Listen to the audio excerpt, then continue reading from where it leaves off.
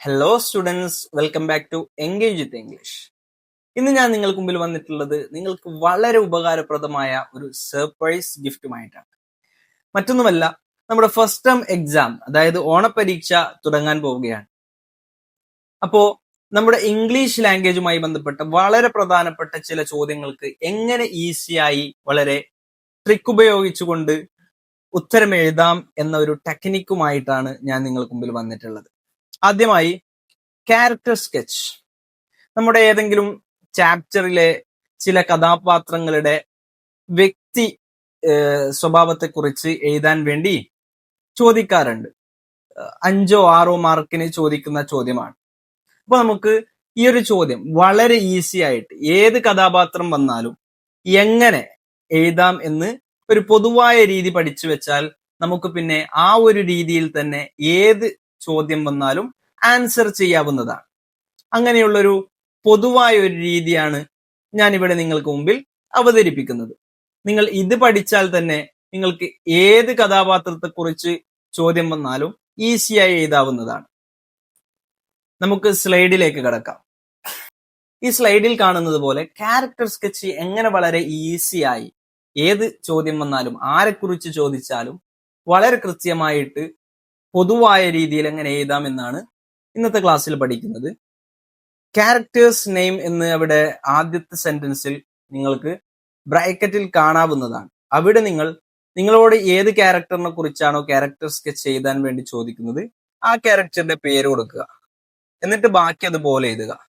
ഉദാഹരണത്തിന് രാമു എന്ന ക്യാരക്ടറിനെ കുറിച്ചാണ് ചോദിക്കുന്നതെങ്കിൽ Ramu is one of the most important characters in the story. ഈ കഥയിലെ വളരെ പ്രധാനപ്പെട്ട കഥാപാത്രങ്ങളിൽ ഒരാളാണ് രാമു. ഓക്കെ, അത് ഏത് കഥാപാത്രത്തെ കുറിച്ചും നിങ്ങൾക്ക് എഴുതാവുന്നതാണ്. ഇനി സെൽമയെ കുറിച്ചാണ് നിങ്ങളോട് എഴുതാൻ പറയുന്നതെങ്കിൽ ആ ക്യാരക്ടേഴ്സ് നെയിം എന്നതെടുത്ത് സെൽമ എന്ന് ആഡ് ചെയ്യുക. Selma is one of the most important characters in the story. Okay, അപ്പൊ ആദ്യത്തെ സെന്റൻസ് നമ്മൾ കാണാതെ പഠിച്ചാൽ ആ ക്യാരക്ടേഴ്സ് നെയിം മാത്രം നമ്മൾ ജസ്റ്റ് ഒന്ന് ചേഞ്ച് ചെയ്ത് കൊടുത്താൽ മതി. രണ്ടാമത്തെ sentence the character of dash, അവിടെ ക്യാരക്ടേഴ്സ് നെയിം എന്നുള്ളടത്ത് നിങ്ങൾ ക്യാരക്ടറിന്റെ പേര് കൊടുക്കണം. ഇനി രാമു എന്നാണെങ്കിൽ the character of Ramu plays a vital role in the story. ഈ കഥയിൽ രാമു എന്ന കഥാപാത്രം വളരെ പ്രധാനപ്പെട്ട ഒരു റോള് വഹിക്കുന്നുണ്ട്. ഓക്കെ, ഇനി സെൽമയെ കുറിച്ചാണെങ്കിൽ ക്യാരക്ടേഴ്സ് നെയിം എന്നെടുത്ത് സെൽമ എന്നാക്കാം. The character of Selma plays a vital role in the story. ഇനി അടുത്തത് ഹി ഓർ ഷീ. അതിൽ ആണാണോ പെണ്ണാണോ എന്നതനുസരിച്ച് നിങ്ങൾക്ക് സെലക്ട് ചെയ്യാം. രാമു ആണെങ്കിൽ ഹി ആണ്, സെൽമയാണെങ്കിൽ ഷീ ആണ് നിങ്ങൾ തിരഞ്ഞെടുക്കേണ്ടത്. Is, A or an. അതില് നമ്മള് ഒരു വേർഡിന്റെ തുടക്കത്തിൽ വവൽ ലെറ്റർ ആണ് വരുന്നത് എങ്കിൽ ആൻ ആണ് ചൂസ് ചെയ്യേണ്ടത്. അതുപോലെ കോൺസണന്റ് ലെറ്റർ ആണ് വരുന്നതെങ്കിൽ എ ആണ് ചൂസ് ചെയ്യേണ്ടത്. അതായത് വവൽ ലെറ്റേഴ്സ് നിങ്ങൾ പഠിച്ചിട്ടുണ്ടാവും. A, E, I, O, U. ഈ 5 പദങ്ങൾ കൊണ്ട് തുടങ്ങുന്ന വാക്കുകളുടെ മുമ്പിൽ എ അല്ല വരാറുള്ളത്, ആൻ ആണ്. അതുകൊണ്ട് നിങ്ങൾ യങ് ഓർ ഓൾഡ് ആ രണ്ടെണ്ണത്തിൽ നിന്ന് ഏതാണോ സെലക്ട് ചെയ്യുന്നത് അതിനനുസരിച്ച് എ ആണോ ആൻ ആണോ ചേർക്കേണ്ടത് എന്ന് നിങ്ങൾ ശ്രദ്ധിച്ചാൽ മതി. യങ് ആണെങ്കിൽ എ സെലക്ട് ചെയ്താൽ മതി. ഓൾഡ് ആണെങ്കിൽ അതിന്റെ തുടക്കത്തിൽ ഒ ആയതുകൊണ്ട് A, E, I, O, U എന്ന 5 വവൽ ലെറ്റേഴ്സിലെ ഒ ആയതുകൊണ്ട് ആൻ ആണ് സെലക്ട് ചെയ്യേണ്ടത്. അങ്ങനെയാണെങ്കിൽ രാമുവിനെ കുറിച്ചാണെങ്കിൽ നിങ്ങൾ എങ്ങനെ പറയും? He is a young person. അവൻ യങ് ആയിട്ടാണ് ആ കഥയിൽ അവതരിപ്പിക്കപ്പെടുന്നത് എങ്കിൽ, അതായത് ഒരു വയസ്സ് കുറഞ്ഞ ആളാണ്, അല്ലെങ്കിൽ അവനൊരു വൃദ്ധനായ ആളാണ്, അല്ലെങ്കിൽ വയസ്സ് കൂടിയ ആളാണെന്ന് എങ്ങനെ പറയും? He's an old person. Okay, അത് സെൽമയെ കുറിച്ചാണെങ്കിൽ she is a young person. വയസ്സ് ആയ ഒരു സ്ത്രീ ആണെങ്കിൽ she is an old person. Okay, അപ്പൊ ആ ഒരു സെന്റൻസും ക്ലിയർ ആയി.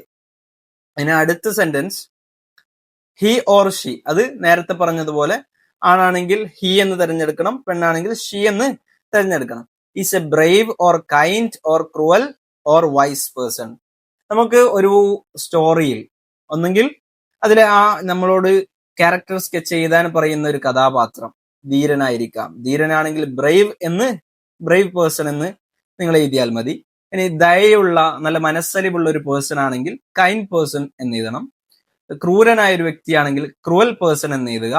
അതുപോലെ നല്ല ബുദ്ധിമാനായ ഒരു വ്യക്തിയാണെങ്കിൽ വൈസ് പേഴ്സൺ എന്ന് എഴുതുക. അപ്പോ നിങ്ങളോട് ചോദിക്കുന്ന കഥാപാത്രത്തിന്റെ ക്വാളിറ്റി അനുസരിച്ചാണ് അത് എഴുതേണ്ടത്. അത് ആണാണെങ്കിൽ രാമുവിനെ കുറിച്ചാണെങ്കിൽ ഹീസ് എ ബ്രേവ് പേഴ്സൺ. അവന്റെ ക്വാളിറ്റി ക്രൂവൽ ആണെങ്കിൽ he is a cruel person. Okay. അത് പെണ്ണിനെ കുറിച്ചാണെങ്കിൽ she is a wise person. Okay, she is a cruel person. അങ്ങനെ മാറ്റാവുന്നതാണ്. ഇനി അടുത്ത സെന്റൻസ് ഹി ഓർ ഷീ. അതും ആണാണോ പെണ്ണാണോ അനുസരിച്ച് ഹി അല്ലെങ്കിൽ ഷീ തെരഞ്ഞെടുക്കണം. Is an attractive character of the story. ഈ കഥയിലെ വളരെ മനോഹരമായ എല്ലാവർക്കും ആകർഷണീയമായ ഒരു കഥാപാത്രമാണ് അദ്ദേഹം അല്ലെങ്കിൽ അവൾ. ഓക്കെ, ആ സെന്റൻസ്. ഇൻ കൺക്ലൂഷൻ, ചുരുക്കത്തിൽ ക്യാരക്ടേഴ്സ് നെയിം അവിടെ ആഡ് ചെയ്യുക. അതായത് രാമു ആണെങ്കിൽ രാമു, സെൽമയാണെങ്കിൽ Selma. Is a memorable character because of ആണാണെങ്കിൽ ഹിസ്, പെണ്ണാണെങ്കിൽ ഹെർ സ്പെഷ്യൽ പേഴ്സണാലിറ്റി.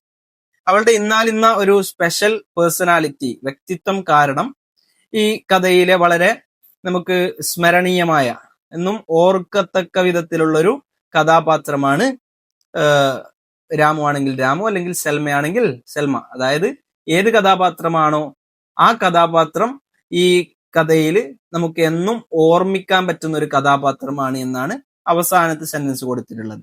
അപ്പൊ നിങ്ങൾ ഇതൊന്ന് കാണാതെ പഠിച്ചു വെച്ചാൽ നിങ്ങൾക്ക് തുടക്കത്തിൽ ക്യാരക്ടേഴ്സ് നെയിം ഉണ്ട്, അതുപോലെ രണ്ടാമത്തെ സെന്റൻസിലുണ്ട്, ലാസ്റ്റത്തെ സെന്റൻസിലും കൊടുക്കാനുണ്ട്. അവിടെ നിങ്ങൾക്ക് ആ പേര് മാത്രം ജസ്റ്റ് ഒന്ന് ആഡ് ചെയ്ത് കൊടുത്താൽ മതി.